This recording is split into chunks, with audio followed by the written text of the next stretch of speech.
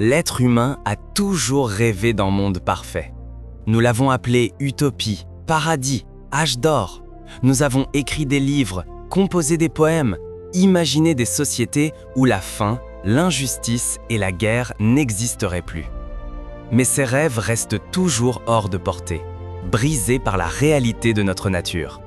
Nous construisons des maisons, mais nous ne pouvons garantir la sécurité à l'intérieur. Nous cultivons la terre, mais nous ne pouvons promettre que tous mangeront à leur faim.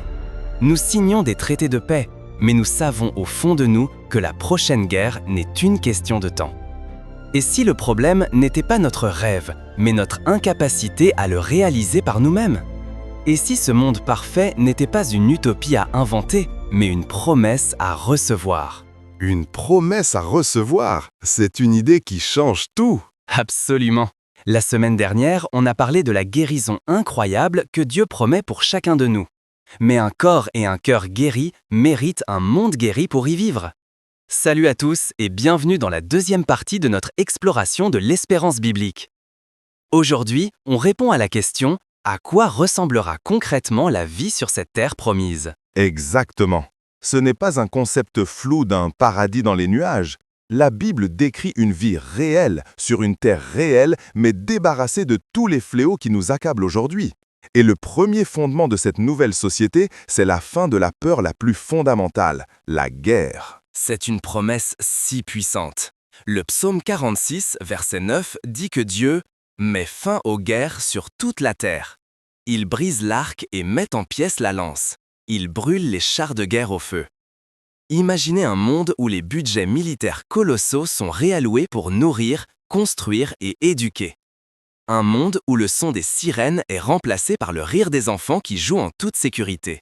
Et cette absence de guerre mène directement à une autre promesse, une paix véritable et durable. Pas juste l'absence de conflit, mais un état de sérénité et de sécurité. Le psaume 37, verset 11 nous dit « Mais les humbles posséderont la terre et ils goûteront une paix immense. » Une paix immense. Ces mots sont comme un baume sur notre époque si anxieuse. Pensez-y concrètement. Ça veut dire rentrer chez soi le soir sans avoir peur. Ça veut dire élever ses enfants sans s'inquiéter pour leur sécurité à l'école. Ça veut dire des relations humaines apaisées, où la confiance remplace la méfiance. Cette paix ne sera pas le résultat d'efforts humains fragiles, mais le fruit du règne juste de Dieu. Et tu touches un point essentiel, la justice. Car il ne peut inévitablement y avoir de paix véritable sans justice. C'est l'autre pilier de ce monde reconstruit. Isaïe 32, versets 16 et 17 décrit cela magnifiquement. « Alors la justice habitera dans le désert et la droiture résidera dans le verger. L'œuvre de la vraie justice sera la paix. Et le fruit de la vraie justice sera le calme et la sécurité pour toujours. » Le calme et la sécurité pour toujours. C'est la fin de la corruption, de l'oppression, des inégalités. Pensez à toutes les personnes qui, aujourd'hui, luttent pour obtenir leurs droits les plus fondamentaux, qui sont victimes de discrimination ou d'exploitation. Dans ce monde nouveau, la justice ne sera pas un idéal à atteindre, mais l'air même que l'on respire. Chaque individu sera traité avec dignité et respect. Une fois que la sécurité et la justice sont établies, on peut enfin parler du bien-être matériel. Et là encore, les promesses sont abondantes et concrètes. Fini l'angoisse de manquer. Le psaume 72, verset 16 promet « Il y aura abondance de grains sur la terre, sur le sommet des montagnes, la récolte débordera. » C'est la fin de la faim dans le monde. Mais ça va plus loin que la simple survie. La Bible parle d'une vie où le travail et le logement sont une source de joie, pas de stress. Isaïe 65, versets 21 et 22 dit « Ils construiront des maisons et y habiteront. Ils planteront des vignes et mangeront leurs fruits. Ils ne construiront pas pour que d'autres habitent, ils ne planteront pas pour que d'autres mangent. Mes élus profiteront pleinement de leur travail. » Mes élus profiteront pleinement de leur travail. C'est une promesse incroyable. Imaginez un travail qui a du sens, qui n'est pas épuisant et dont vous récoltez directement les fruits pour le bien-être de votre famille et de la communauté. C'est la fin du labeur écrasant et de l'exploitation.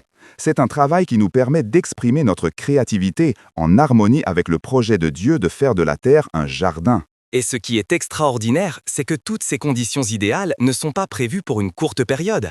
Ce n'est pas une parenthèse dorée dans l'histoire, c'est la nouvelle norme et elle est éternelle. C'est la promesse finale qui couronne toutes les autres. Le psaume 37, qui parle tant de la paix et de la justice, se conclut au verset 29 par cette certitude « Les justes posséderont la terre, et sur elle, ils vivront éternellement. » Alors, quand on assemble les pièces du puzzle de ces 2 derniers épisodes, l'image qui apparaît est à couper le souffle. Des êtres humains guéris, rajeunis, libérés de la mort et du chagrin, vivant éternellement dans un monde sans guerre, sans injustice, sans pauvreté, profitant d'un travail épanouissant et d'une paix immense. Ce n'est pas une fuite de la réalité, c'est la destination vers laquelle la réalité se dirige selon le plan de notre Créateur. C'est cette espérance qui nous donne la force de garder le cap aujourd'hui, au milieu des tempêtes.